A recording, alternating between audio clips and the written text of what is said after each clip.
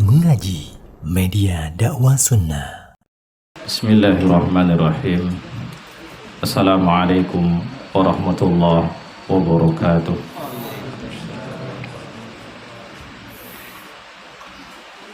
Innal hamdalillah nahmaduhu wa nasta'inuhu wa nastaghfiruh wa na'udzu billahi min shururi anfusina wa sayyiati a'malina.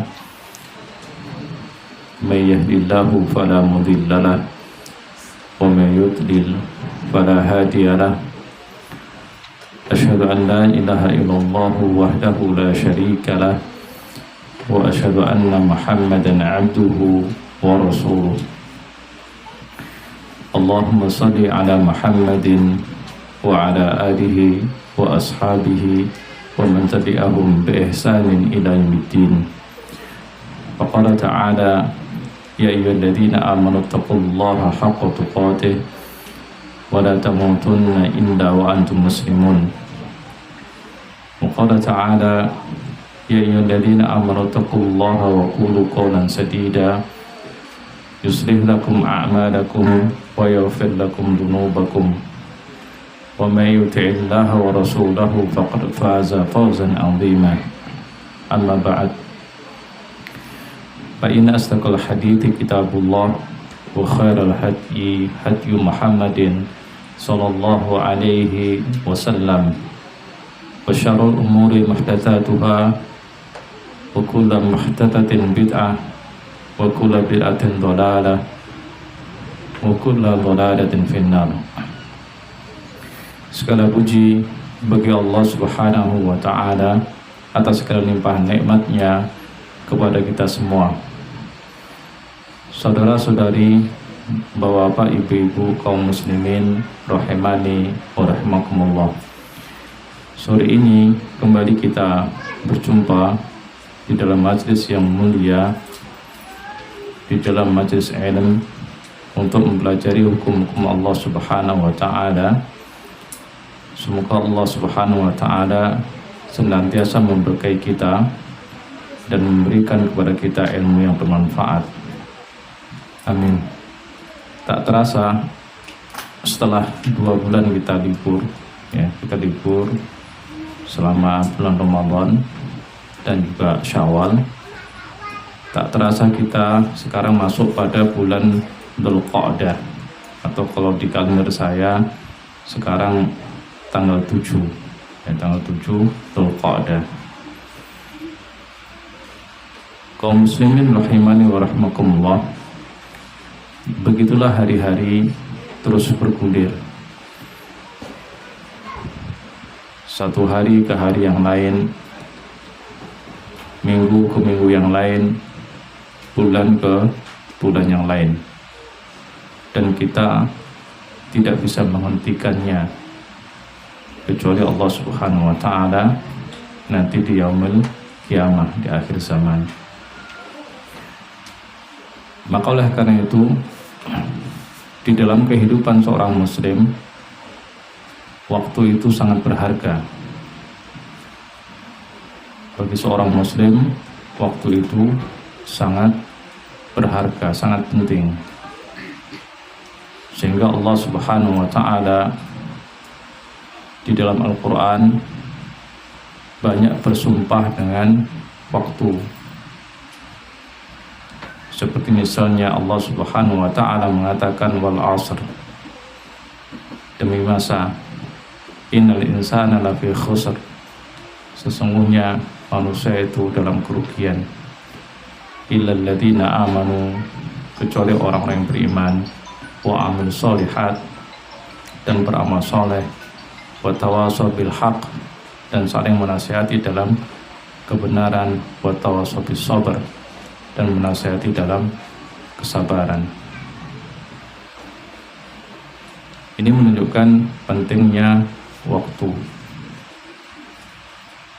Juga Allah di dalam ayat-ayat yang lain bersumpah dengan waktu-waktu yang lain, seperti misalnya wal fajr wa layalin ashar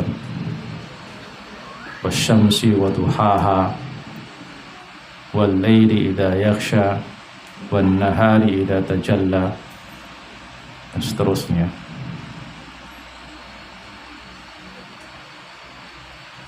Maka oleh karena itu seorang muslim harus mampu memanfaatkan waktunya dengan sebaik-baiknya.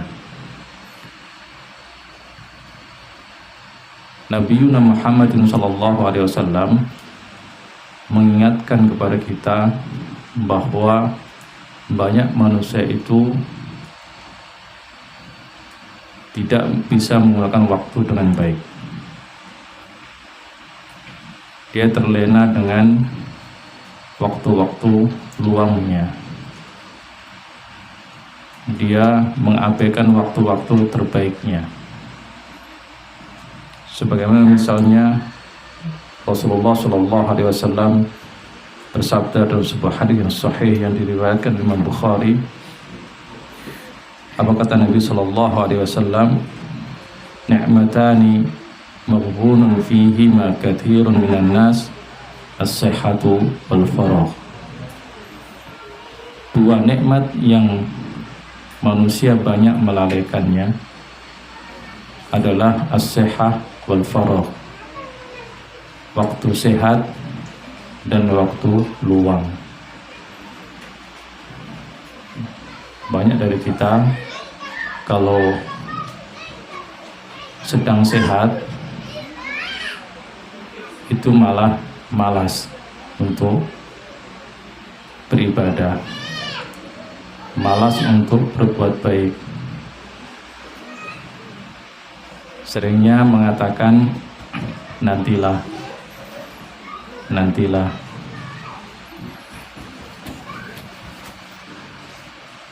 Nah, begitu sakit baru nyesel. Nah, ketika sakit baru apa? Menyesal. Ketika sudah jalannya nggak bisa cepat lurus, baru mulai datang ke masjid.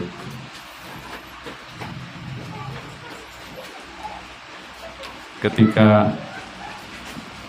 dia bicaranya sudah terpatah-patah karena stroke misalnya, mulai dia membaca Al-Quran.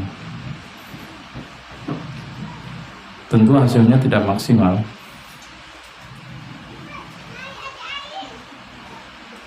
Dibandingkan kalau seandainya dia melakukannya pada waktu dia sehat. Begitu pula ketika sebagian kita pada waktu faragh, pada waktu lapang, ketika diingatkan untuk berbuat baik, beramal soleh, nanti masih sibuk.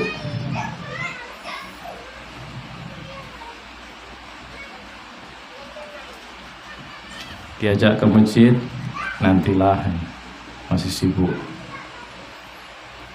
Diajak datang ke pengajian, nantilah, masih sibuk. Nanti saya ngajinya online saja. Ternyata enggak, ke kajian juga enggak datang, online juga tidak. Lewat semua. Padahal dia ada, waktu luang itu ada. Cuma dia lalai, sehingga akhirnya apa? Menyibukkan dirinya sendiri. Beda ya Bapak Ibu, antara sibuk beneran sama menyibukkan diri itu beda itu. Beda itu. Nah, sebagian kita itu cenderung menyibukkan diri, sebenarnya dia nggak begitu sibuk gitu. Tapi karena dia tidak mampu mengelola waktunya dengan baik, maka akhirnya dia melewatkan waktu-waktu luangnya dengan sesuatu yang tanpa faedah.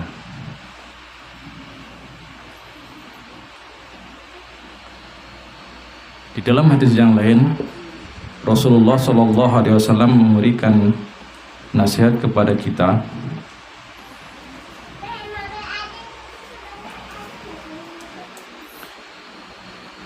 Hadis ini sahih, diriwayatkan dari Ibnu Abbas radhiyallahu anhuma, qala Rasulullah sallallahu alaihi wasallam,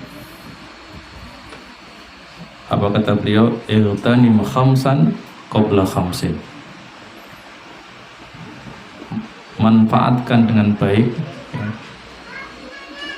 Igtanim itu ya betul-betul dimanfaatkan, dikelola secara maksimal. Khamsan qabla khamsin, 5 perkara sebelum datang 5 perkara. Yaitu apa? Hayataka qabla mautik, itu yang pertama. Manfaatkan betul hidupmu sebelum kamu mati. Ya, manfaatkan betul hidup itu sebelum kematian datang. Kaum muslimin, setiap kita pasti mati. Kullu nafsin dha'iqatul maut. Setiap yang berjiwa, yang bernyawa pasti mati. Dan kita apa? Tidak tahu kapan kita meninggal. Tidak ada yang tahu.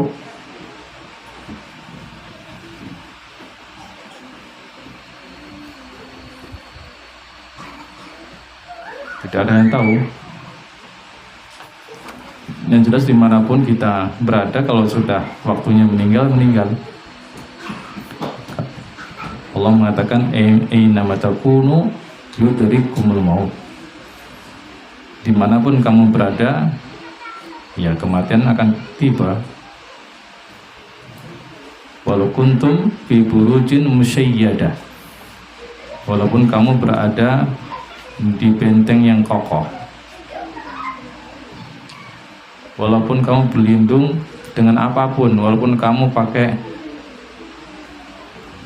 obat awet muda, dan sekarang lagi banyak dicari itu obat yang bisa memperpanjang umur, ya boleh aja, itu kan ikhtiar, boleh. Tapi kalau sudah masanya, ya sudah selesai.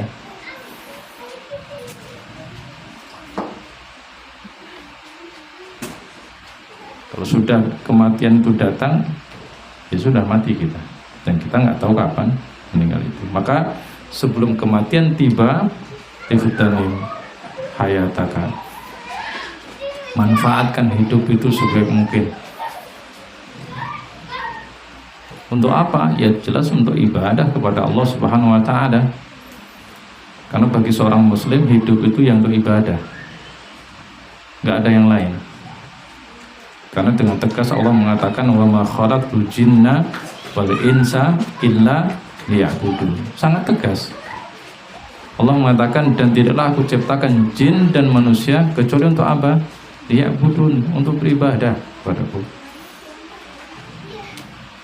Itu sangat tegas. Tentunya ibadah dalam arti luas. Ibadah yang tidak hanya dibatasi oleh masjid, ibadah yang tidak terbatas pada sholat, puasa, zakat, atau yang bersifat ritual yang lainnya. Namun ibadah yang bermakna luas, sebagaimana penjelasan para ulama, yaitu apa? Ibadah itu ismun jami'un likulli ma yuhibbullah wa yardah min aqwalin wa af'al. Ibadah itu adalah segala bentuk perkataan dan perbuatan yang dicintai dan diridhoi oleh Allah Subhanahu wa Ta'ala. Maka Bapak Ibu, apapun perkataan kita, perbuatan kita, ketika itu sesuai syariat, karena makna dari dicintai dan diridhoi oleh Allah itu sesuai dengan syariat, maka itu ibadah. Sehingga apa kata Nabi Shallallahu Alaihi Wasallam, tabassumuka li akhika shadaqah, senyummu kepada saudaramu itu sedekah. Nah, itu kan dari perkara yang dianggap sepele oleh kita, kan? Senyum itu ibadah. Dan juga tatkala Nabi menyebutkan tentang syu'abul iman, cabang-cabang iman, maka Nabi mengatakan wa adnaha imatatul adza 'anit thariq. Cabang iman yang paling rendah itu, yang paling mudah untuk dilakukan itu adalah imatatul adza 'anit thariq. Menyingkirkan segala bentuk halangan dari jalan. Baik itu berupa sampah-sampah atau gangguan-gangguan yang lain. Termasuk parkir sembarangan, itu ada bagian dari mengganggu jalan. Sehingga kalau seandainya kita parkir pada tempatnya, tidak mengganggu orang, kemudian membuang sampah pada tempatnya, menjaga kebersihan lingkungan, maka itu bagian dari amal soleh, bagian dari ibadah. Kan sederhana itu Bapak Ibu.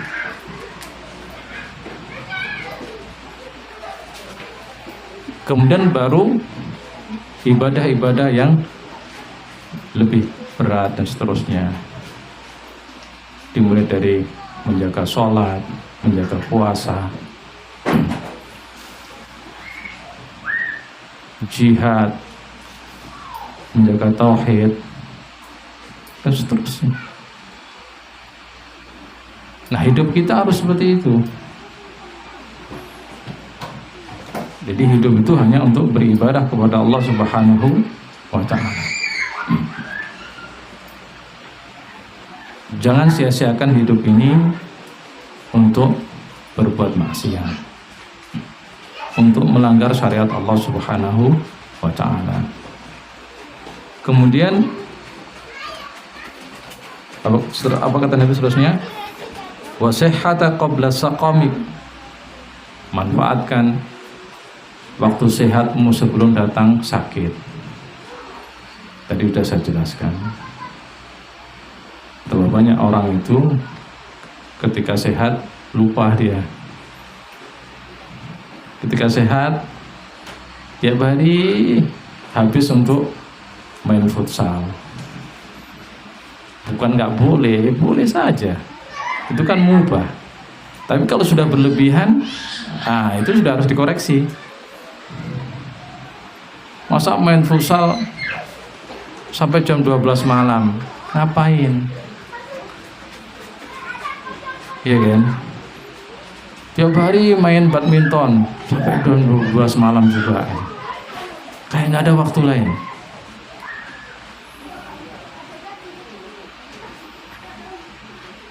Tiap hari nongkrong di warung-warung kopi, mulai daripada isya sampai jam 12 malam juga. Ngapain harus seperti itu? Kami tetap sholat subuh. Alhamdulillah. Walaupun sampai jam 12 malam kami futsal, badminton, nongkrong di kafe-kafe, kami tetap sholat subuh. Bagus, alhamdulillah. Tapi maksimal enggak? Ngantuk-ngantuk tata itu. Coba kalau seandainya sebelum itu sudah tidur, sudah mulai istirahat, tentu ketika adzan subuh lebih seger. Sehingga ketika datang ke masjid, imamnya baca al-fajr wal-fajr, santai saja, tenang dia, karena seger itu. Tapi kalau ngantuk-ngantuk, waduh kok baca al-fajr ini imamnya. Karena pikiran dia kalau bisa jangan al-fajr, watin aja itu. Rakaat pertama. Rakaat kedua alam nasroh gitu. Karena apa? Dia udah ngantuk. Udah ngantuk. Dan itu banyak dari kita ya yang tidak bisa memanfaatkan waktu sehat itu dengan baik. Begitu sudah mulai sakit, ya, mulai gulanya naik, mulai kolesterolnya naik, kaki terpincang-pincang, lidah pun mulai kesleo-sleo, pinggang pun mulai sudah nggak enak-enak. Mulai dari dia. Afan akhin, saya nggak futsal lagi. Tapi sudah apa? sih nggak terlambat sih. Cuma ngapain waktu sehat dulu kok enggak?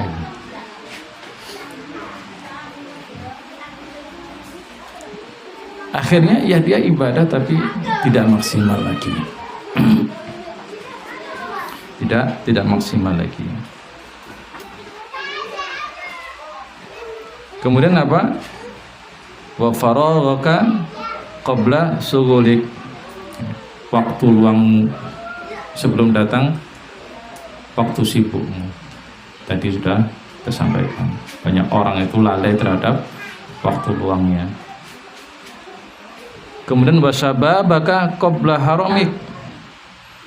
Manfaatkan betul waktu muda Anda, masa muda Anda sebelum apa? Datang waktu tua. Ya. Di sini saya lihat masih muda-muda banyak. Paling beberapa orang yang sudah tua termasuk saya yang sudah mulai putih. Ada Pak Ismail. Lainnya masih hitam-hitam semua, paling umur-umur 30, 40, belum ada yang 50. Nah, ini termasuk masih muda, ya, masih syabab, ya. Maka Anda harus berupaya memanfaatkan waktu muda dengan baik sebelum datang waktu tua, gitu. Karena namanya orang tua itu banyak yang sudah mulai expire. Ya mau diapain, mau dikasih ini, dikasih, namanya sudah usianya, gitu. Tulangnya mulai expire, ototnya mulai expire, jaringan sarafnya mulai semuanya. Itu sesuatu yang tidak bisa kita tolak, nggak bisa kita menghindar, gitu. Paling bisanya adalah memperlambat, nah itu. Memperlambat supaya tidak cepat-cepat tua. dengan pola hidup yang sehat, dengan mengkonsumsi makanan yang sehat dan seterusnya. Tapi tidak bisa menghentikan, tidak bisa, gitu. Tidak bisa. Maka sebelum Anda menyesal, ya, ketika datang masa tua yang sangat terbatas, akhirnya gerak aktivitas kita, manfaatkan masa-masa muda itu untuk berbuat yang terbaik, ya, yang terbaik, jangan yang biasa-biasa. Kemudian kata Nabi SAW, wangina aka qabla faqrik. Manfaatkan betul masa lapang kamu, kaya kamu sebelum datang masa sempit, miskin.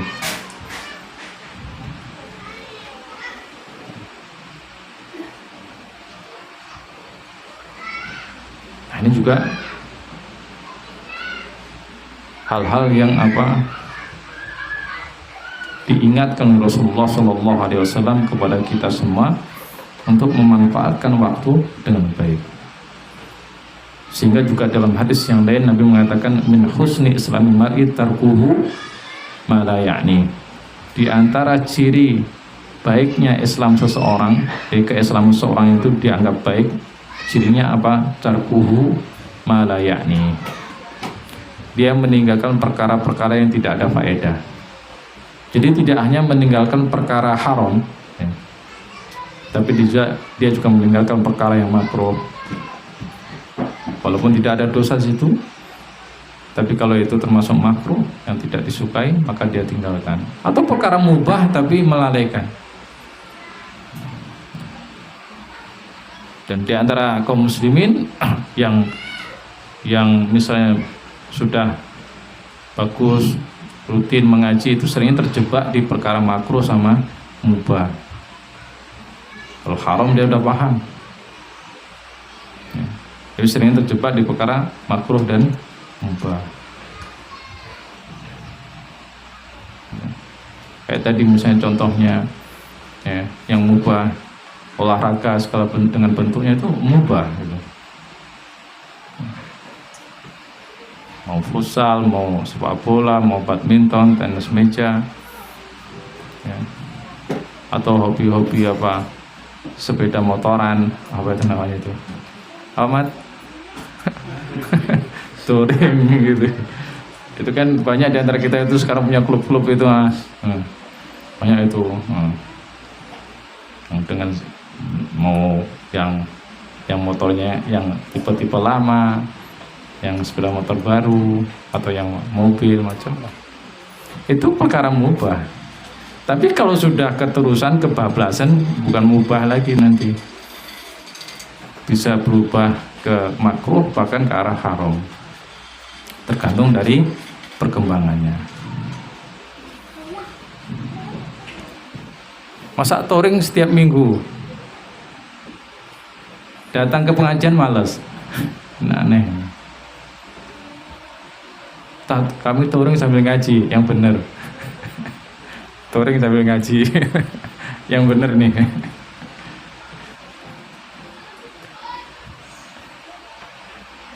Ngajinya 5%, 95%-nya nggak tahu.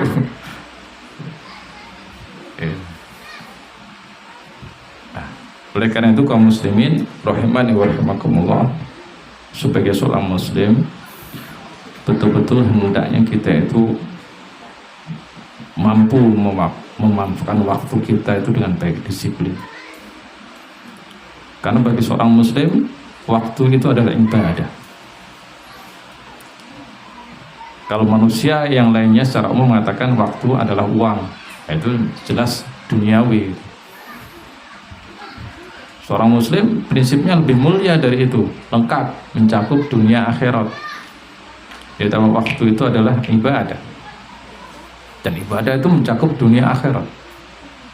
Bekerja, mencari uang untuk menghidupi anak istri itu ibadah bagi seorang muslim. Bekerja, mencari harta untuk membantu orang banyak agar sekolah-sekolah bisa jalan dengan baik, kehidupan sosial bisa berjalan dengan baik, itu ibadah. Sehingga dia mendapatkan dunia dan juga mendapatkan akhirat. Dan Allah Subhanahu wa taala berjanji bagi orang-orang yang menegakkan syariat, menegakkan agama ini dengan baik, maka Allah akan tolong dan Allah akan apa? Beri dia kekuasaan. Allah mengatakan, ya ayyuhalladzina amanu in tansurullaha yansurkum wa yutsabbit aqdamakum. Wahai orang yang beriman, in tansurullah, tolonglah Allah, yaitu tegakkan syariat, patuhi Allah dengan baik, laksanakan hukum-hukum yang ada dalam Al-Quran dan As-Sunnah.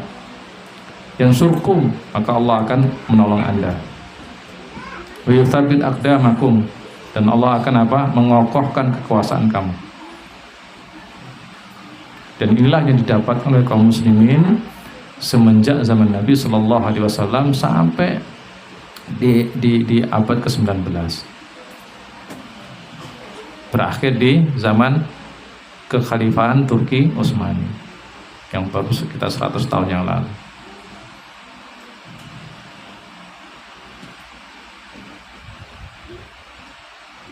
Nah, oleh karena itu kaum muslimin rahimani wa rahimakumullah,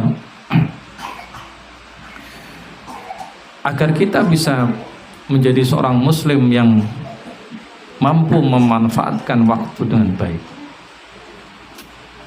Karena waktu itu adalah ibadah kepada Allah Subhanahu wa taala, maka butuh dengan apa yang disebut istiqamah.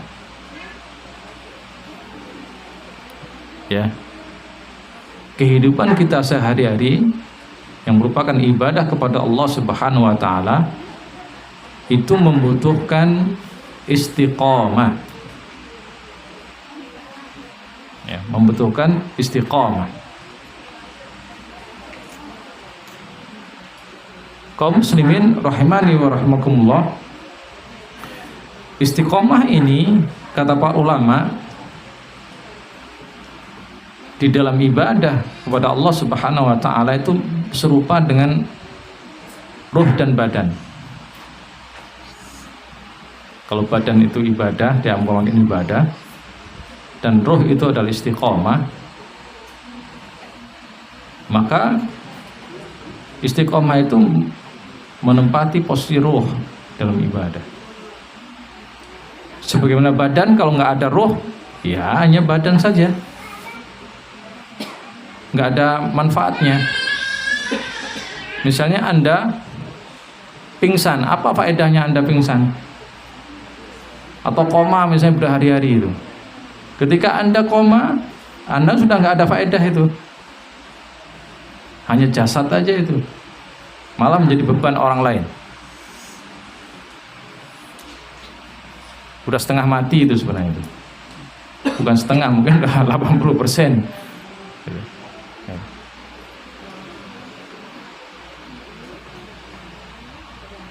Nah, begitu pula ibadah kepada Allah Subhanahu wa taala tanpa istiqomah itu kayak kosong dia. Ibadahnya itu jadi hanya sekedar budaya, rutinitas, kosong dari nilai-nilai yang mengantarkan seseorang bisa apa? Berbuat baik, jauh dari kemungkaran. Maka lihatlah apa, misalnya kita melihat ada sebagian orang dia rajin sholat ke masjid, tapi pada saat bersamaan dia makan riba. Pada saat bersamaan dia mendolimi orang, tidak menghormati tetangga, ngomongnya ngawur-ngawur. Mengapa? Karena ibadahnya tidak dibarengi dengan istiqomah, sehingga akhirnya ibadah itu hanya menjadi rutinitas, budaya, kebiasaan saja, tidak ada ruhnya. Dan itu banyak yang seperti itu, banyak banget, sehingga sangat disayangkan. Dan itulah menyebabkan kaum muslimin saat ini terpuruk, yang menyebabkan kaum muslimin dia lemah, banyak tapi lemah. Gitu. Karena ibadah hariannya itu, kesehariannya itu tidak ada istiqomah. Padahal istiqomah ini sesuatu yang diperintahkan oleh Allah Subhanahu wa taala, harus ada pada diri kita. Apa dalilnya? Semisal firman Allah Subhanahu wa taala dalam surah Hud ayat 112. Dalam surah Hud ayat 112 Allah mengatakan fastaqim kama umirta. Maka istiqomahlah kamu sebagaimana kamu diperintahkan. Juga sebagaimana sabda Nabi sallallahu alaihi wasallam dalam hadis yang sahih yang diriwayatkan Imam Muslim dari Sufyan bin Abdillah radhiyallahu anhu, dia bertanya kepada Rasulullah sallallahu alaihi wasallam, minta nasihat, ya Rasulullah, kulli fil islami qaulan la as'alu anhu ahadan ghairak. Wahai Rasulullah, beri aku nasihat, katakan kepadaku satu ucapan tentang Islam yang aku tidak bertanya kepada selain Anda. Maka Nabi Shallallahu Alaihi Wasallam memberikan nasihat yang sangat singkat tapi padat kepada sahabat ini, yang berlaku untuk kita semua. Apa kata Rasulullah Shallallahu Alaihi Wasallam? Qul amantu billah tsumma istaqim. Katakan amantu billah, saya beriman kepada Allah Subhanahu wa taala. Tsumma istaqim, lalu istiqamah. Kaum muslimin, Bapak Ibu rahimani wa rahimakumullah, nasihat ini sangat singkat tapi padat dan berat untuk melaksanakan. Karena ketika kita mengatakan amantu billah, saya beriman kepada Allah Subhanahu wa taala, berarti hati kita, lisan kita, dan seluruh anggota badan kita harus yakin, taat kepada Allah Subhanahu wa taala. Kita harus yakin mengimani bahwasanya Allah itu Rabbul Alamin. Tauhid rububiyah. Allah itu satu-satunya yang menciptakan alam ini, yang menciptakan langit, bumi, dan apapun yang ada di dalam langit dan bumi, termasuk manusia, tumbuh-tumbuhan, hewan, malaikat, jin, semuanya, termasuk makhluk-makhluk yang kita tidak tahu, karena Allah menciptakan hal-hal yang kita pun nggak tahu. Jangankan apa yang ada di langit, di bumi aja kita banyak nggak tahu. Iya kan? Nggak usah jauh-jauh, ada di antara kita yang sudah betul-betul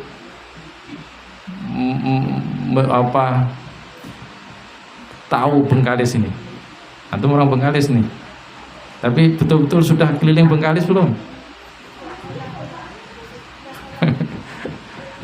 Pada nggak yakin, ya emang nggak yakin loh. Paling antum dari kota ke kota, desa ke desa, ke hutannya, lautnya,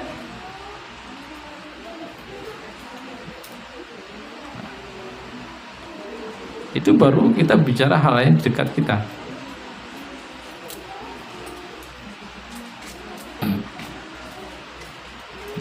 Sehingga kita harus yakin bahwasanya itu semua adalah ciptaan Allah Subhanahu wa taala, Allah yang menciptakan semua ini. Dan Allah lah yang menghidupkan dan mematikan semuanya. Allah yang memberi rezeki kepada kita. Itu harus yakin. Semuanya diciptakan oleh Allah Subhanahu wa taala, dihidupkan dan juga akan dimatikan oleh Allah Subhanahu wa taala. Harus yakin. Tidak boleh kita ragu-ragu, misalnya, oh ini semua terjadi karena sebab akibat alami, dengan segala teorinya macam-macam yang kita pelajari di ilmu-ilmu pengetahuan alam misalnya. Iya, itu kan sebab akibat. Siapa yang menciptakan sebab akibat tersebut? Ya, tentu Allah Subhanahu wa ta'ala.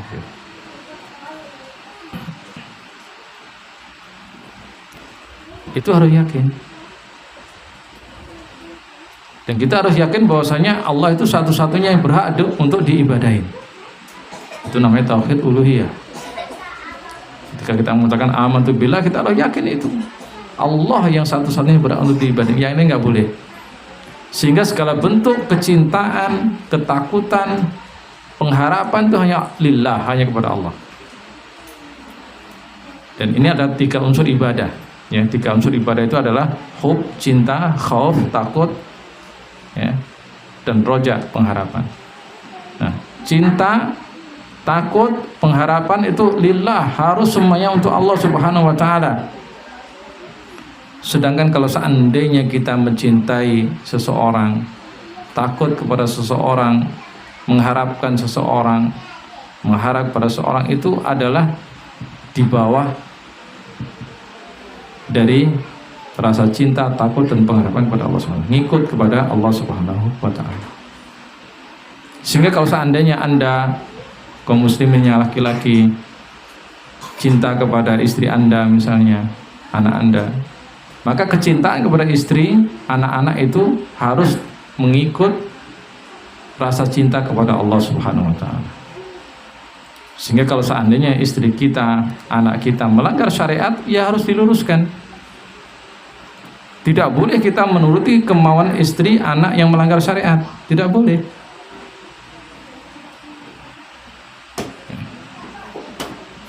Misalnya istri sudah mulai merengek-rengek, Bang, Mas, beli mobil, gitu. Tetangga sudah punya mobil semua, masa kita pakai roda 2? Roda 3 dulu lah, becak itu, Bang. Terus ya roda 4 lah itu. Apa enggak roda 6 sekalian, truk. duit belum cukup. Nah. Karena maunya yang baru, nggak mau yang second itu. Uang adanya 50 juta, padahal dengan 50 juta itu udah dapat. Ya kan, Mat? Dapat kan? Dapat 50 juta udah dapat. Nggak mau.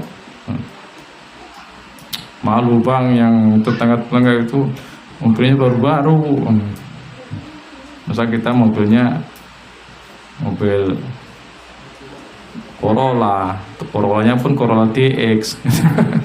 Bukan, kalau Camry masih enak. Ini Corolla DX. Terus gimana? Uang kita cuma 50 juta itu. Kredit lah bang gitu. Nah, mulai itu.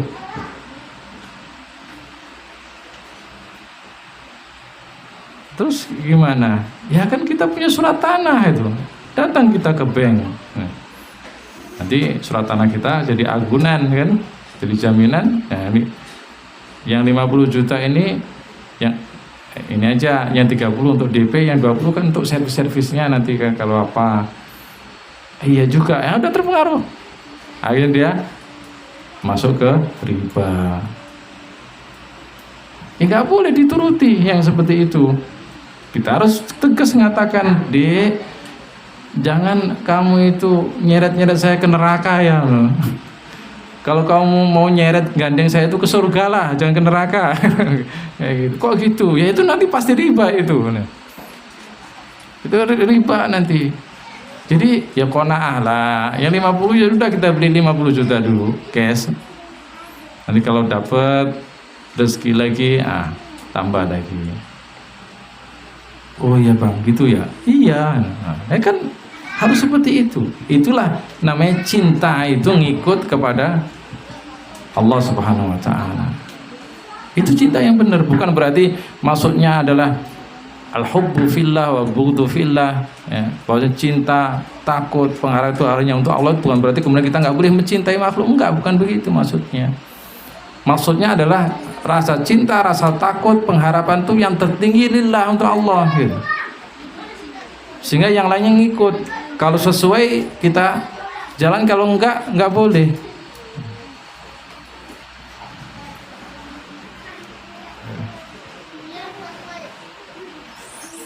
Apakah itu mudah? Ya memang enggak mudah. Ya. Mencintai karena Allah, takut karena Allah, mengharap karena Allah itu enggak mudah.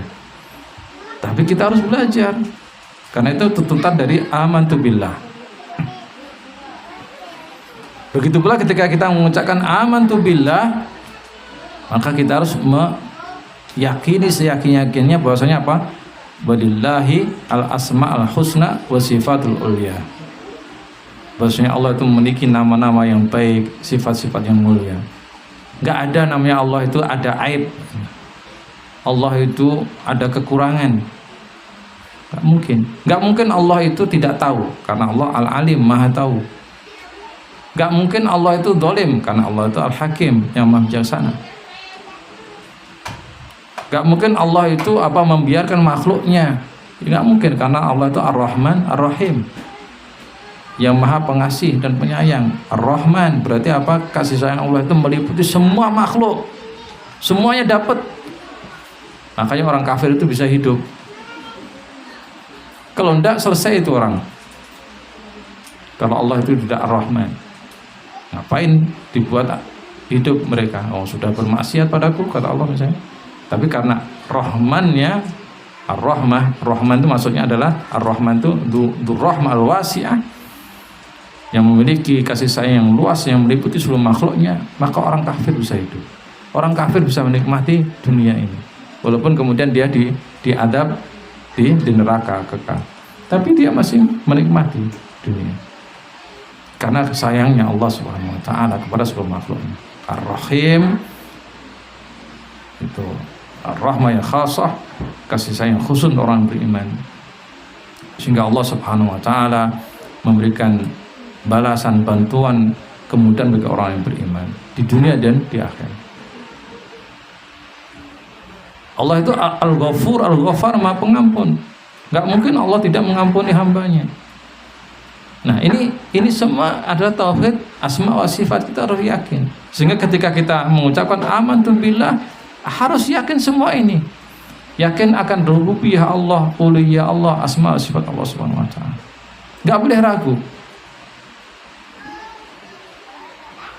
Dan ketika kita sudah kokoh di situ, di dalam keimanan kepada Allah Subhanahu wa taala yang meliputi 3 tauhid tadi, rububiyah, uluhiyah, asma wa sifat, itu mustaqim, kata Nabi. Lalu istiqomahlah. Lalu istiqomah. Istiqomah di atas iman tadi yang kokoh tadi. Apa makna istiqomah? Para ulama menjelaskan kepada kita, semisal Al-Imam Ibnu Rajab rahimahullah ta'ala, beliau mengatakan al-istiqamah hiya sulukut thariqil mustaqim wa huwa alladhi wa huwa ad-din al-qawim min ghairi ta'wijin anhu yamnah wa la yasrah wa yasmilu dhalik fi'la ta'at kullaha al-dhahirah wal batinah wa tarkal manhiyat kullaha kadhalik. Kata beliau, istiqamah itu berjalan di atas jalan yang lurus, yaitu al-Islam, ad-din al-qawim, agama yang lurus, yaitu Islam. Jadi istiqamah itu Anda berjalan di atas Islam, jalan Islam yang lurus, yang biasa disebut juga dengan as-siratal mustaqim, jalan yang lurus. Sebagaimana Nabi dalam hadis sahih ketika menerangkan tentang as-siratal mustaqim, beliau menggambarkan dengan garis lurus. Hadza sirati mustaqima. Ya, ketika menafsirkan firman Allah Subhanahu wa taala dalam surah Al-An'am ayat 153. Ya, dalam surah Al-An'am ayat 153 Allah mengatakan wa anna hadza sirati mustaqiman fattabi'uhu wa la tattabi'us subula fatafarraqu bikum an sabili. Nah, ketika menafsirkan ayat ini, Rasulullah menggambarkan siratal mustaqim itu dengan garis lurus. Kemudian beliau mengatakan wa anna hadza siratal mustaqim. Ini adalah siratal mustaqim. Allah perintahkan kita untuk mengikut. Inilah al-Islam. Nah, istiqomah itu adalah kita berada di atas jalan yang lurus ini, al-Islam ini. Min ghairi ta'wijin anhu yamnah wa la yasrah. Tidak menyimpang ke kanan dan ke kiri. Karena di sebelah kanan dan kirinya itu ada subul. Makanya Allah mengatakan wala tattabi'u as-subul. Jangan kamu ikut ke jalan yang kiri kanan ini. Nabi menggambarkan dengan garis ke kanan kiri. Nah, orang yang istiqomah itu adalah orang yang dia itu berjalan di atas siratal mustaqim, al-Islam, lurus, kenceng, nggak noleh-noleh. Nah, itu namanya mustaqim itu. Karena makna secara bahasa mustaqim, istiqomah itu lurus. Ya. Ada namanya Pak Mustaqim. Nah, mustaqim ini orang yang berjalan lurus, dia lurus, nggak noleh-noleh gitu. Jadi kalau namanya mustaqim tapi noleh sana noleh sini, ya, itu ya setengah mustaqim.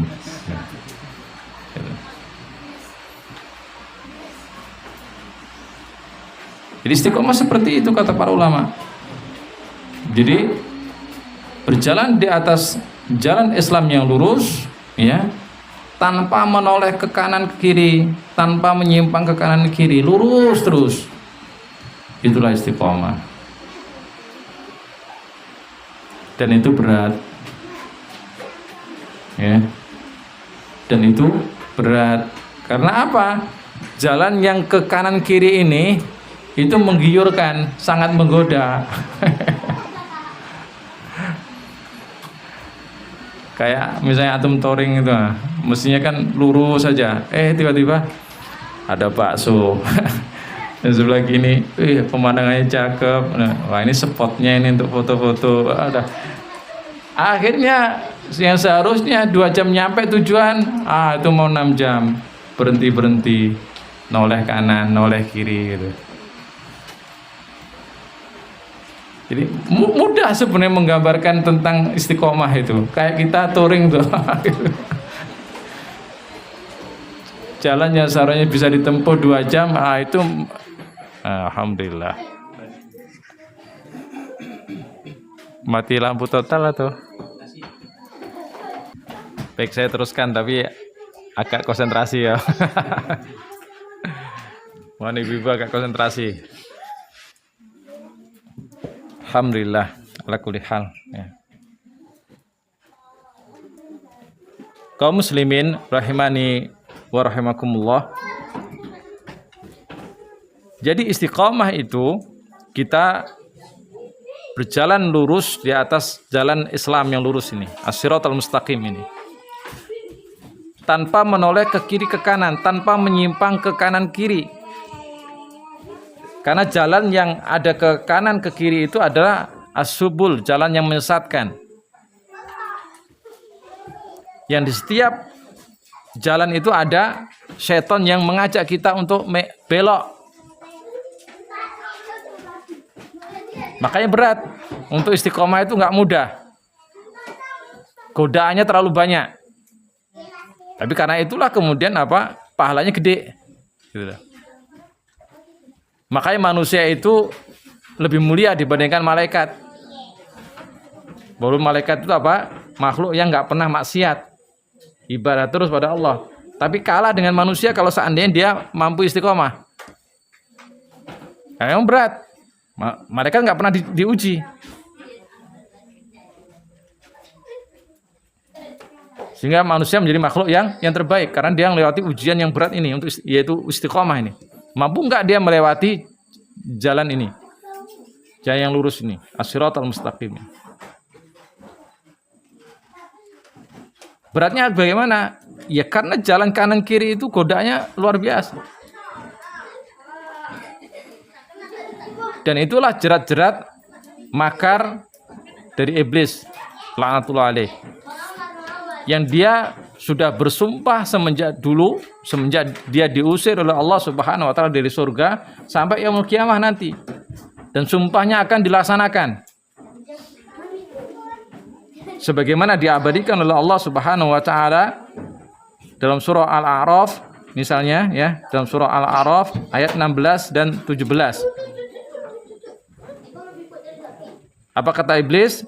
Qala fa bima aghwaytani la aqudanna lahum siratal mustaqim. Ya Allah, karena Anda sudah menyesatkan aku, maka aku akan halangi manusia semuanya, anak-anak Adam itu semuanya dari jalan yang lurus. Ya, dari jalan yang lurus. Dan banyak di antara manusia lupa terhadap sumpah iblis ini. Ya, banyak yang lupa. Mengapa? Ya karena nggak pernah lihat iblis itu. Kalau sempat kita bisa lihat iblis itu sudah ampun-ampun dah. Artinya wah nggak bisa ini. Saya harus ibadah terus itu. Tapi telah ujiannya kita nggak bisa melihat iblis itu. Hanya orang-orang yang dirahmati oleh Allah Subhanahu wa taala yang mengerti ya. Yang tahu permasalahan ini dan berusaha ingat terus. Makanya saya sering mengulang-ulang permasalahan ini. Jadi iblis itu bersumpah ya, akan menggoda manusia, menghalang manusia dari as-siratal mustaqim supaya dia tidak istiqomah selamanya. Apa senjatanya? Tsumma la'atiyannahum min baini aydihim wa min khalfihim wa an aymanihim wa an syama'ilihim wa la tajidu aktsarahum syakirin. Nah, ini senjatanya. Atau secara umum, secara garis besar jenis-jenis dari jalannya ke kanan ke kiri tadi. Nah, 4 ini pokoknya. Yang jalan ke kanan ke kiri itu 4 ini pokoknya. Tentu dengan cabang-cabang yang kecil-kecil. Tapi secara umum, secara garis besar, 4 ini, kelompoknya 4 ini. Jalannya sesat ini 4 ini. Senjata yang paling dahsyat dari iblis. Min baini aidihim. Iblis akan menggoda manusia dari arah depan. Sebagaimana disebutkan oleh Al-Imam Ibnu Katsir ketika beliau menukilkan pendapat dari Ibnu Abbas radhiyallahu anhu, yang dimaksud min baini aidihim adalah tashkik. Memberikan keraguan kepada manusia tentang perkara akhirat. Jadi kita dibuat ragu dengan urusan akhirat. Urusan akhirat itu dimulai dari alam kubur. Ya, ketika kita masuk kubur, kemudian ketika di kebangkitan, ya, kita dikumpulkan di mahsyar sampai ujungnya surga neraka, itu akhirat. Nah, kita dibuat ragu dengan semua itu. Dan ini kaitannya dengan logika, dengan akal. Orang-orang yang terlalu mengagungkan logika, akal, itu paling mudah tergelincir di sini. Karena orang yang terlalu mengandalkan akal, logika, dia akan selalu, ini bisa nggak dibuktikan dengan eksperimen. Logis nggak ini? Padahal tentu saja perkara akhirat itu banyak yang tidak bisa kita logikakan dengan cepat, butuh waktu.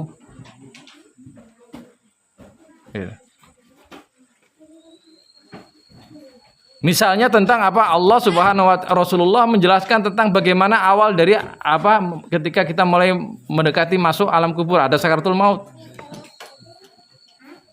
Sakarat dulu yang sangat berat. Dan semuanya tidak lepas dari sakarat, termasuk Nabi. Maka Nabi ketika beliau mendekati wafat, itu terasa berat bagi beliau. Itu sangat berat. Itu kan nggak susah bagi kita untuk percaya. Makanya dia keraguan nggak ada itu. Karena gimana membuktikan sakaratul maut itu? Salah satu cara itu ya mati dulu kan? Nah gitu kan? Tapi sayangnya ketika kita mati nggak bisa balik lagi masalahnya itu. Maka saya pun nggak mau membuktikan, ngapain ya sudah. Tunduk, yang penting tunduk, yakin. Belum lagi nanti bercerita masalah alam kubur. Begitu masuk kubur yang mengantarkan pergi, kita dihadapkan dengan pertanyaan malaikat Munkar dan Nakir. Man rabbuk wa man nabiyuk wa madinuk? Siapa Tuhanmu, siapa nabimu, apa agamamu? Mudah tat. Nah, pertanyaan anak 1 SD itu, hafal itu. Sepele kan itu. Dia nggak ngebayang bahasanya Munkar Nakir itu malaikat yang mengerikan, maka dikatakan Munkar Nakir. Yang digambarkan dalam hadis sahih, pandangan matanya itu kayak kilat. Kalau berbicara kayak petir. Gimana kita ngadepi makhluk kayak gitu? Nah, gimana coba? Baru dipandang gini aja sudah gemeteran. Makanya orang yang banyak dosa itu ketika ditanya man robuk, nggak tahu, dia bingung mau jawab apa. Padahal dia sudah belajar, sebelum mati sudah belajar itu. Oh nanti saya jawab Rabbi Allah gitu. Sama sebenarnya sederhana, kayak misalnya bapak ibu itu mau diinterogasi misalnya, udah, oh nanti saya akan jawab begini. Sampai di ruang interogasi disetrum, digebukin, gitu loh. Ya tentu lain pula suasana jadinya. Sebelum ditanya, bapak ibu dikurung dulu selama 3 hari di ruang gelap, nggak dikasih makan, apa nggak teler itu. Akhirnya ketika ditanya, ngapain kamu? Langsung dijawab. Sebenarnya sederhana kalau mau betul-betul berpikir. Tapi manusia kan nggak ada itu alam kubur itu. Belum lagi berbicara tentang padang mahsyar, yang mana semua nanti dibangkitkan, dihidupkan lagi, dikumpulkan semua manusia dari awal sampai akhir di satu tempat. Hufatan ghurola, dalam keadaan telanjang, gak bersunat. Oh. Sampai-sampai Aisyah sendiri dulu anha, Ummul Mukminin tuh bingung, kayak nggak percaya gitu. Tapi ya tentu nggak, karena di situ Nabi dan sahabat tentu akan yakin. Sehingga Aisyah mengatakan, bagaimana mungkin laki perempuan jadi satu ini, telanjang, tentu akan saling memandang, tertarik. Kata Nabi, wahai Aisyah, perkara di waktu itu, di padang mahsyar itu lebih berat dibandingkan untuk saling pandang. Nggak berdiri lagi orang itu, nafsi-nafsi. Tentu kita nggak bisa ngebayangkan seperti ini kayak apa itu. Sehingga akhirnya sebagian orang, mana ada kayak gitu. Sehingga dari arah depan ini memang akan banyak terjebak di sini orang-orangnya banyak mengagungkan akal. Yang terlalu mengagung-agungkan akal itu akan terjebak di sini sehingga ragu. Dan banyak, bahkan kaum muslimin banyak yang seperti itu. Belum lagi berbicara tentang surga neraka, itu tambah-tambah lagi kita. Yang di neraka itu la yamutu wa la yahya, tidak mati juga tidak hidup. Gimana gambarin orang yang tidak mati tidak hidup? Itu susah juga. Yang di surga juga begitu digambarkan, kullu ma tashtahi anfusukum. Di surga itu semua ada. Bingung kan? Seperti apa?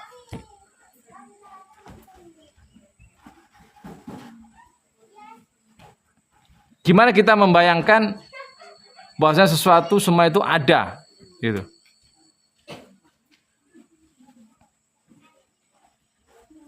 Kullu ma tashtahi anfusukum. Itu ada semua di surga. Oleh karena itu, ini menjadi salah satu senjata utama dari iblis untuk menggoda manusia dari istiqamah ini. Dibuat ragu dia dengan urusan akhirat. Kemudian yang kedua, wa min khalfihim, dari arah belakang. Maksudnya apa? Dibuat dia hubbud dunya wa karahiyatul maut. Dibuat dia cinta dunia dan takut mati.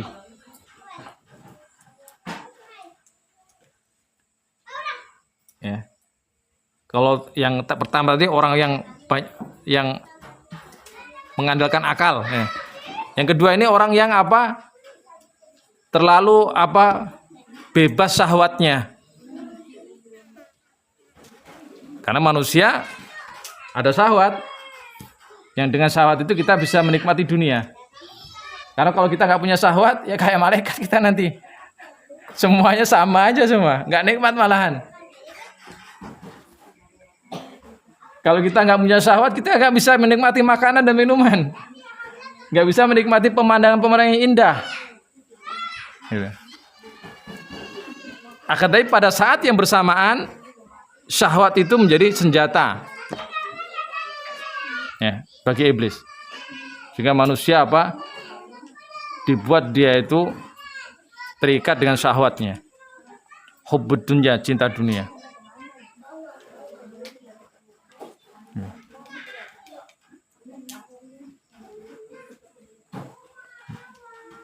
Itu amin khalfihim. Dibuat dia sibuk mengejar jabatan, dibuat dia sibuk mengejar harta, dibuat sibuk mengejar nama masyhur, kemasyhuran, dan seterusnya. Apakah nggak boleh untuk menjabat ini, menjabat itu? Boleh, siapa bilang nggak boleh? Silahkan. Apa nggak boleh mencari harta? Boleh, silahkan. Apa nggak boleh kita menjadi terkenal? Ya silahkan, boleh. Hukum asalnya itu semua boleh. Tapi ketika itu sudah menjadi hubbud dunya, alhamdulillah. Tapi kalau seandainya semua itu menjadi sudah hubud dunya wa karahiyatul maut, maka persoalan menjadi lain. Ya. Itu akan menggelincirkan kita, menyimpangkan kita dari as-siratal mustaqim. Sehingga akhirnya kita sibuk dengan jabatan kita, sibuk dengan harta kita, sibuk dengan apa? Syahwat kita. Sehingga akhirnya apa? Lalai untuk berbuat baik. Lalai untuk apa? Beribadah kepada Allah Subhanahu wa taala. Wan aimanihim, dari arah kanan. Maksudnya apa? Iblis itu menggoda manusia dengan syubhat, yaitu dengan perkara-perkara yang samar dalam agama, sehingga orang akhirnya bingung ini halal atau haram, sehingga akhirnya dia salah memahami. Yang seharusnya halal jadi haram, yang seharusnya haram jadi halal, terbalik-balik. Dan yang ketiga ini, itu banyak yang terjebak di sini adalah orang-orang yang bodoh, jahil. Orang yang bodoh yang nggak mau belajar agama, malas dia belajar, maka dia akan terjebak di sini pada perkara syubhat, sehingga perkara tauhid dibilang syirik, perkara syirik dibilang tauhid, perkara sunnah dibilang bid'ah, perkara bid'ah dianggap sunnah, terbalik-balik.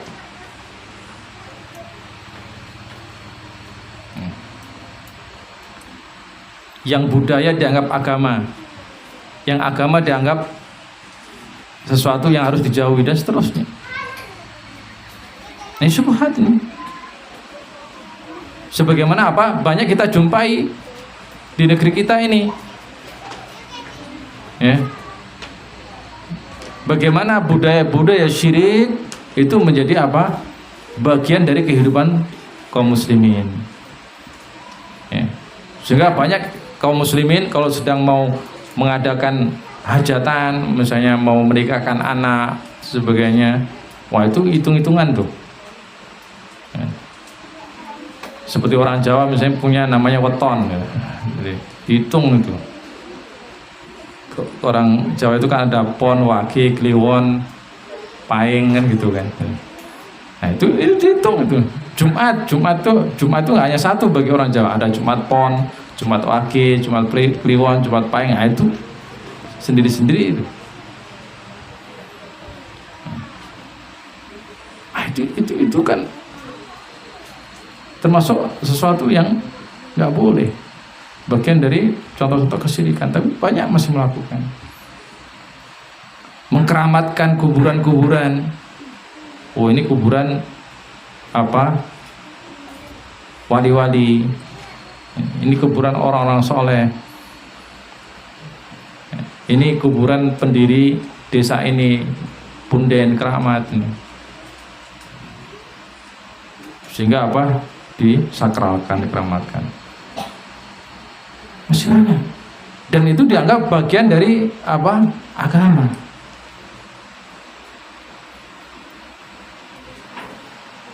Itu syubhat.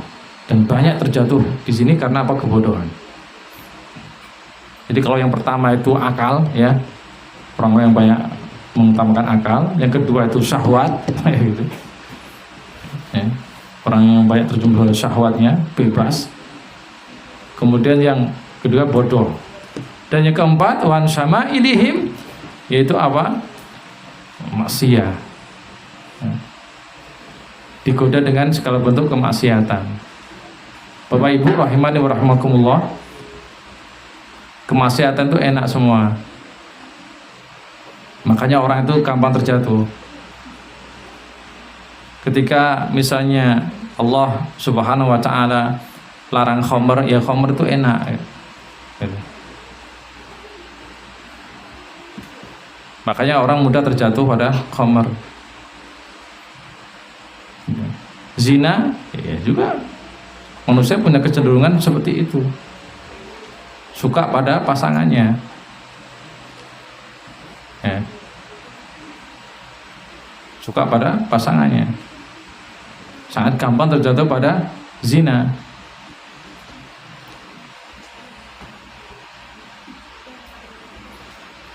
Sehingga hampir tidak ada dari kita itu yang bisa lepas dari jeratan iblis ini. Maka dikatakan, dia mengatakan wala tajidu aktsarohum syakirin, dan Anda tidak akan menjumpai banyak manusia itu selamat. Coba bayangkan Bapak Ibu, jalan kiri kanan Shirathul Mustaqim tadi kayak itu. Gimana cara kita lepas? Ayo. Karena potensi itu ada pada kita semua. Akal kita punya ini masalahnya. Syahwat kita punya. Ada melekat dalam diri kita. Kebodohan juga ada melekat dalam diri kita. Kecenderungan untuk enak-enakan itu juga ada. Jadi semua potensi itu, yang itu potensi bisa baik dan juga sekaligus buruk, itu ada dalam diri kita. Dan itu dimanfaatkan betul oleh iblis. Sehingga iblis itu bermainnya gitu itu. Ketika ketemu orang yang dia tidak bisa digoda dari arah akal, digoda dari arah syahwat. Datang kepada Fulan misalnya, Rahmat misalnya, digoda di taskik urusan apa akhirat, nggak mempan sama dia. Cari sama iblis di database-nya kan. Ya namanya juga dia makhluk dari zaman dulu. Siapa sih zaman dulu yang sama kayak mirip Rahmat nih kayak gitu kan? Oh ini ada itu di abad sekian nih. Persis nih modelnya ini kayak Rahmat nih. Apa kelemahannya? Oh tahu saya. Langsung dijebak dengan ini.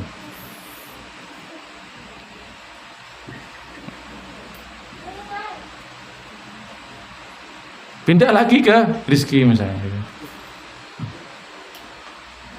Jebak dengan syahwat, nggak mempan. Dengan apa tasik juga mempan. Buka lagi sama dia, ini database ini. Siapa sih yang dengan rezeki ini? Nih? Ketemu, oh ada ini, Fulan ini di abad sekian ini. Oh ini kelemahan dia. Ada semua sama dia, database kita itu. Dan manusia itu kan karakternya itu kan mirip-mirip aja, bentuknya yang beda gitu dari zaman ke zaman. Sekarang bentuknya Anas, yang lainnya gitu. Tapi karakternya ya dari zaman dulu ada gitu. Cuma ganti orang aja, ganti zaman, ganti tempat gitu. Dari dulu namanya karakter Firaun ya tetap ada itu. Karakter Korun ya tetap ada.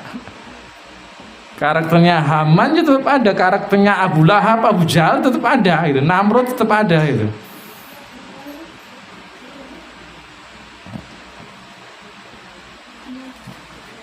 Kan kaum muslimin rahimani wa rahimakumullah, untuk istiqomah itu tidak gampang. Dan ini sangat dipahami oleh Rasulullah Sallallahu Alaihi Wasallam. Makanya beliau memberikan kabar gembira kepada umatnya. Di dalam hadis sahih beliau mengatakan saddidu wa qaribu. Saddidu, sadatlah kalian, istiqomahlah kalian, lurus di jalan Allah. Nggak usah noleh kiri kanan. Nah, itu yang terbaik. Sadat. Ada namanya Pak Sadat. Sadat itu lurus dia.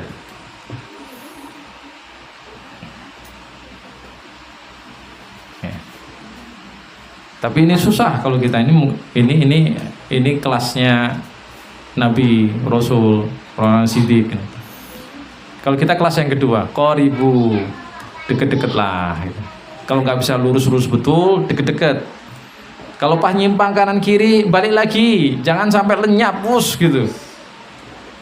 Makanya qaribu, deket-deket dengan Shirathul Mustaqim, deket-deket. Belok kanan, balik lagi, belok kiri, balik lagi. Itulah ini kelas kita ini. Alhamdulillah masih dikasih kesempatan kan itu. Kalau sempat sadidu aja repot kita. Alhamdulillah Nabi mengatakan qoribu. Deket-deket, nggak usah jauh-jauh itu kalau nyimpang. Ini subhanallah, ini sangat luar biasa. Makanya Allah Subhanahu wa taala dalam banyak ayat itu menunjukkan ampunannya yang luar biasa kepada kita.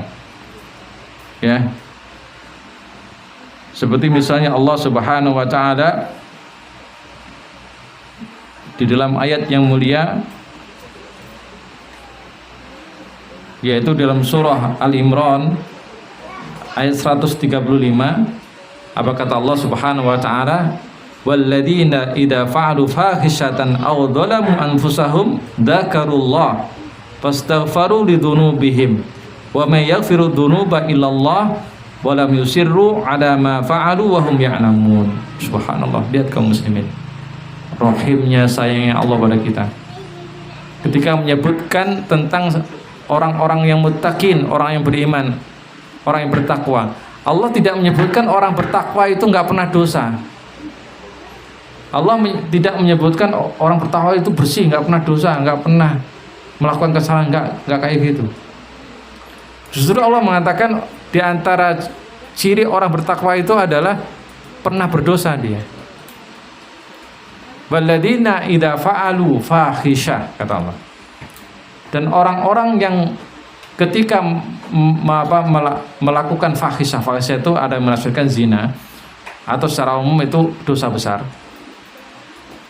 Al-dhalamu anfusahum, dosa-dosa yang lain selain zina atau dosa-dosa kecil. Jadi ada beberapa tafsir.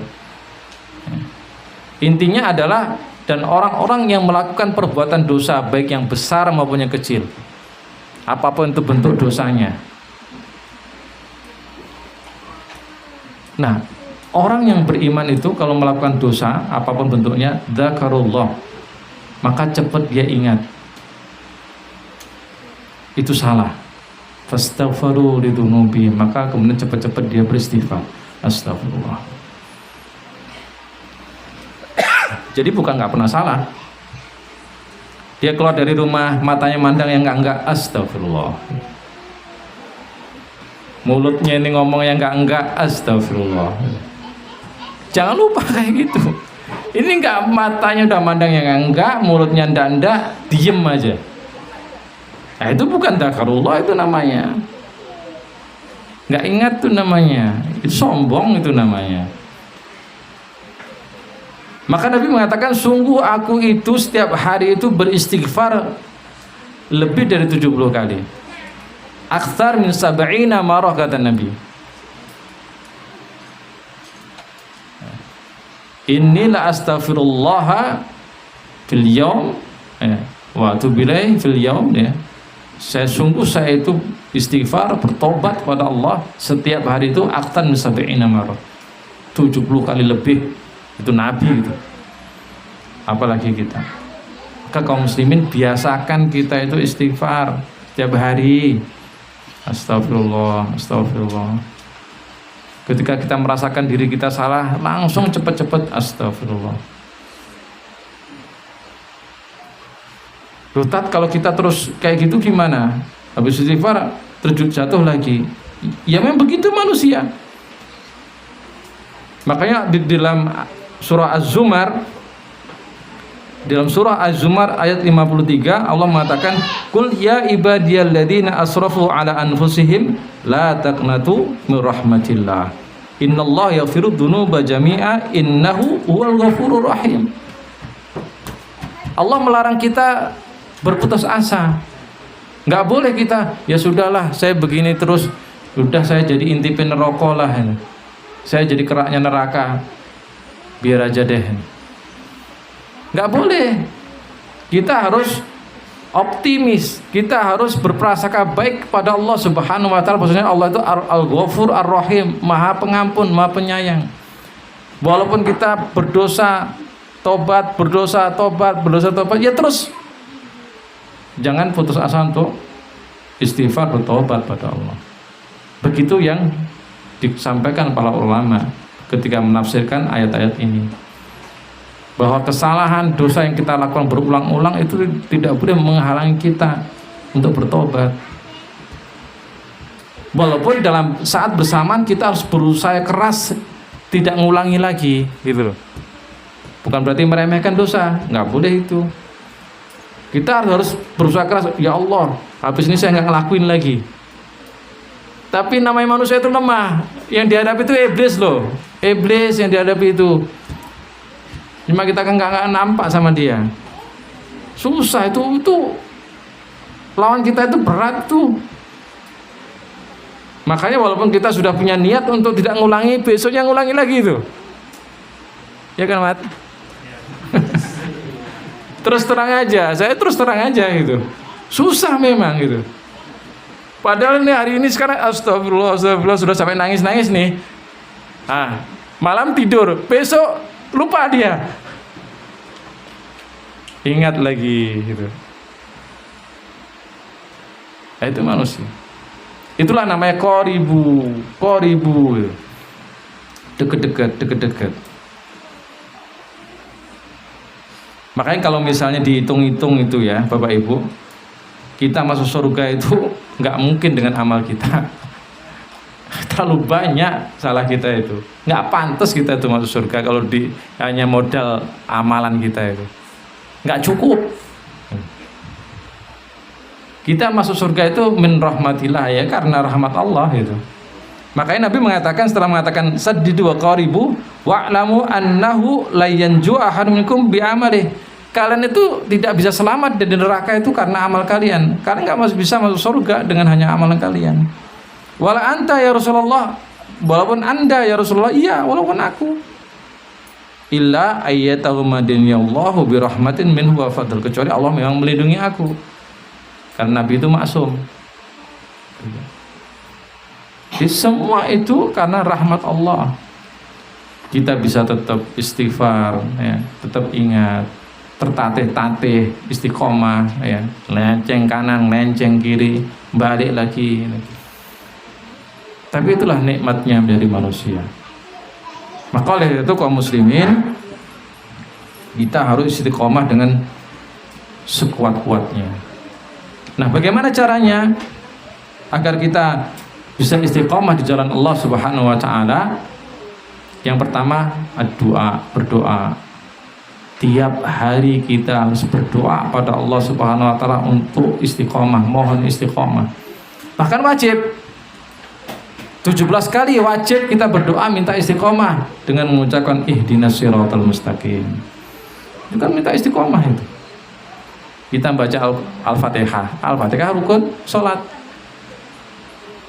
17 rakaat itu setiap hari. Kita mengucapkan ihdinas siratal mustaqim, itu permintaan istiqomah. Makanya ketika kita membaca ihdinas siratal mustaqim itu jangan hanya otomatis gitu loh. Jangan hanya refleks kebiasaan, tapi diresapi, dihayati. Kita itu lagi mohon pada Allah akan dibantu untuk istiqomah. Maka ucapkan dengan sungguh-sungguh ihdinas siratal mustaqim, siratal ladzina an'amta 'alaihim ghairil maghdubi 'alaihim waladhdallin.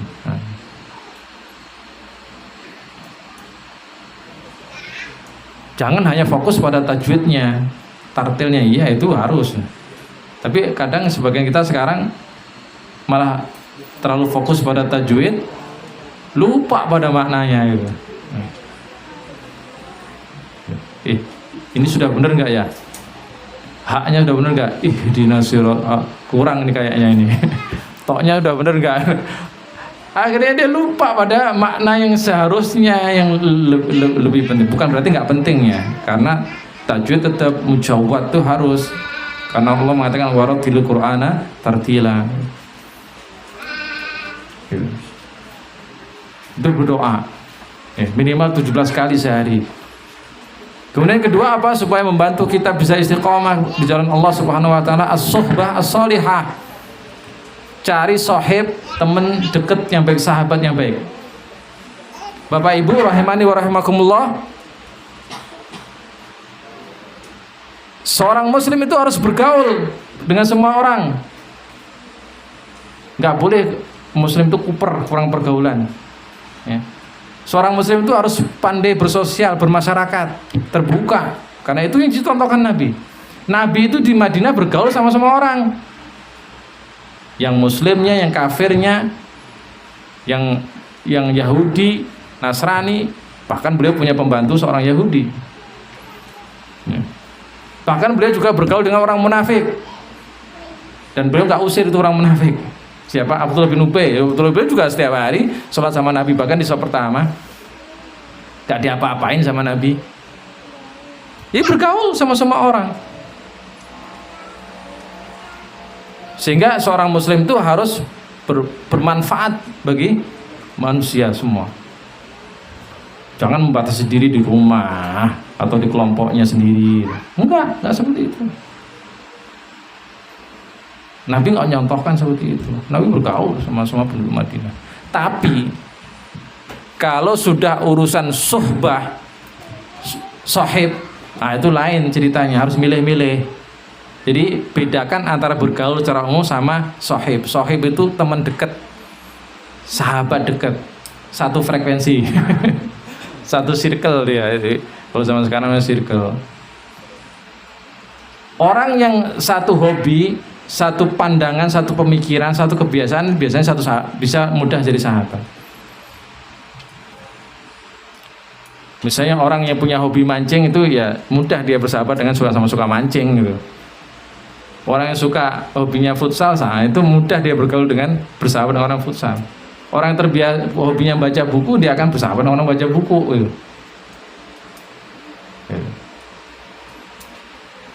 Jarang saya jumpai misalnya orang yang sukanya membaca buku di perpustakaan, dia bergaul dengan orang yang suka mancing gitu. Itu kayaknya kok jarang saya jumpai gitu. Jarang jumpa, ya Mat. Itu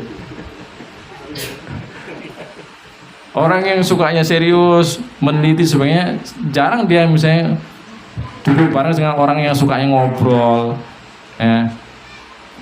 berhura-hura gitu. Jarang. Orang akan punya sahabat dekat yang semisal. Makanya Nabi SAW bergaul sama semua orang, tapi sahabatnya kan terbatas. Sahabat utama siapa? Abu Bakar, Umar, Utsman, Ali, Abdurrahman bin Auf, dan seterusnya. Jadi sahabat-sahabat dekat.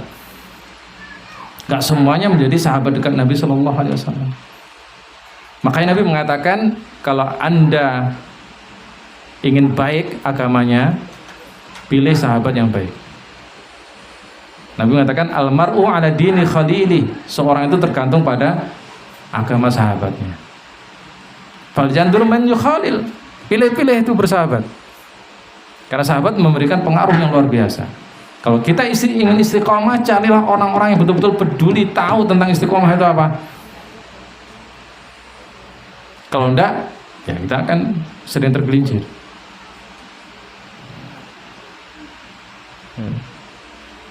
Kita akan tergelincir.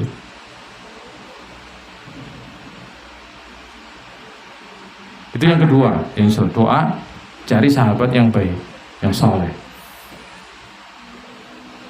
Kemudian yang ketiga apa? Talabul ilm, menuntut ilmu. Karena dengan ilmu itu kita akan paham mana yang benar, mana yang salah, mana yang halal, mana yang haram. Apa kata Nabi? May yuridillahu bi khairan yufaqihu fid din. Barang siapa yang dikehendaki baik, dia menjadi orang yang soleh, yufaqihu fid din, maka Allah akan pahamkan dia tentang agama. Fakih itu Bapak Ibu bukan hanya tahu teori ya, apal Al-Qur'annya, apal dalil-dalil hadisnya, enggak. Namanya fakih itu ya berilmu dan ngamalin, ilmu itu diamalin, itu namanya fakih. Dan boleh jadi orang fakih itu ya, dia kuat di amalnya, tapi teorinya kadang apa kadang enggak. Mohon maaf nih, ini sebagian bapak ibu ini insya Allah mengamalkan, tapi kalau sudah ditanya tentang dalilnya itu bingung itu. Entarlah saya tanya Ustadz dulu gitu.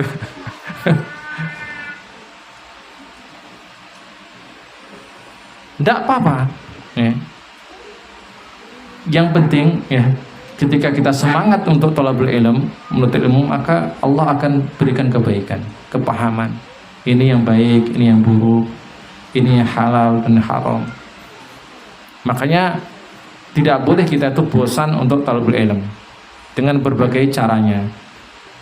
Salah satunya dengan duduk di majelis ilmu seperti ini, mendengarkan kajian-kajian yang online, ya, membaca buku, duduk-duduk sama kawan-kawan, berdiskusi tentang amalan-amalan, tentang hukum-hukum syariat. Harus itu digalakkan. Harus digalakkan. Ini kadang enggak, kita ini sering malas masalahnya kan. Ya. Yang saya katakan tadi apa? Menyibukkan diri, bukan sibuk. Menyibukkan diri gitu. Beda itu. Sebenarnya nggak sibuk dari menyibukkan diri. Akhirnya nggak dapat semua. Ngaji offline nggak dapat, ngaji online pun nggak dapat, lepas semua. Kadang kan alasan begitu. Nanti ngajinya online saja. Nah. Online-nya nggak dapat, offline-nya pun nggak dapat.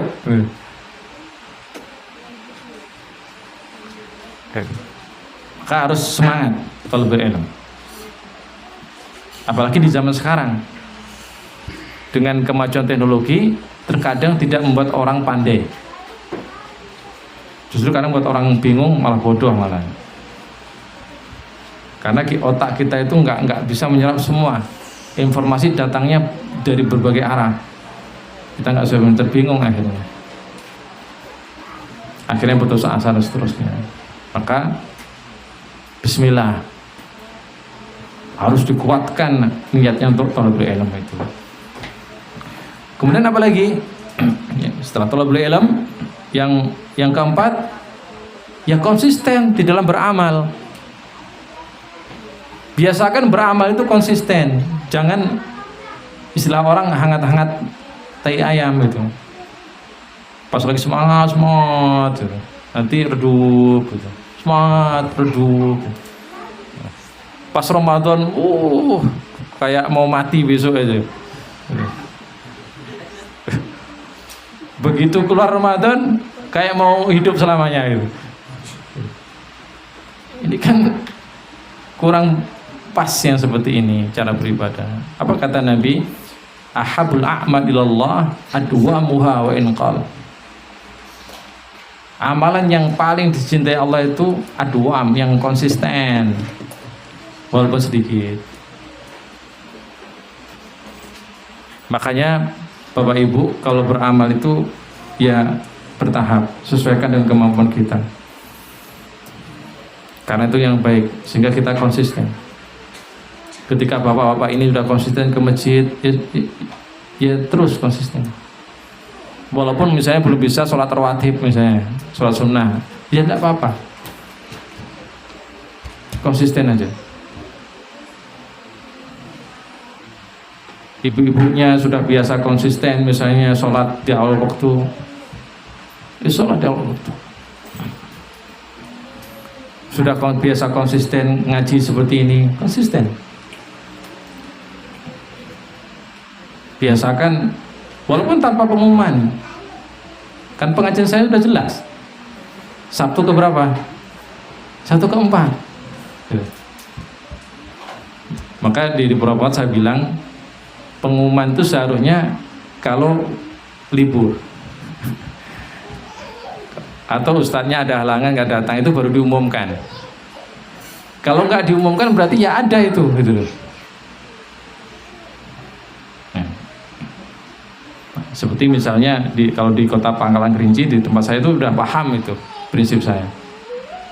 Pengajian saya itu diumumkan kalau libur. Kalau nggak ada pengumuman berarti ada gitu. Dan di sini dari zaman dulu kala, iya kan, dari zaman dulu kala, masih dari dulu. Saya ngajinya masih Sabtu ke 4. Walaupun dulu di Al-Baqi, mau di Mutmainah, di sini Sabtu ke 4. Kayaknya nggak berubah kan, nggak ada berubah, Sabtu ke 4. Maka sudah dijadwal. Ini atau misalnya ada kajian online, Ustadz ini jam berapa, di channel apa, konsisten. Itu harus seperti itu. Kalau enggak, buyar kita. Kalau amalan itu hanya grup yuk sana, grup yuk sini, gitu. Enggak. Adwa muha wa in qalla, konsisten walaupun sedikit. Nah itulah kaum muslimin, di antara sarana-sarana yang bisa memudahkan kita untuk istiqomah.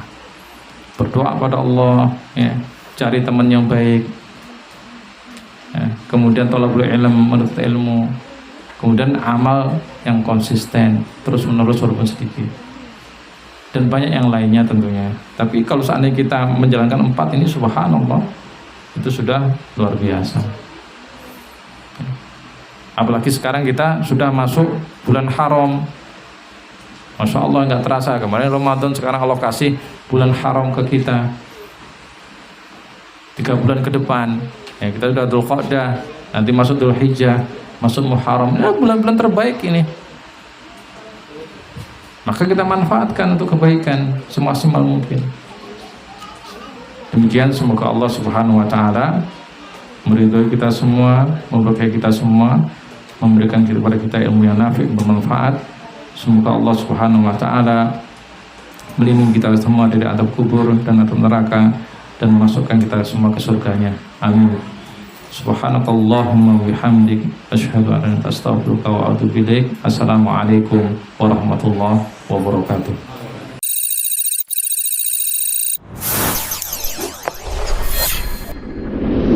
Bengkalis Mengaji, media dakwah sunnah.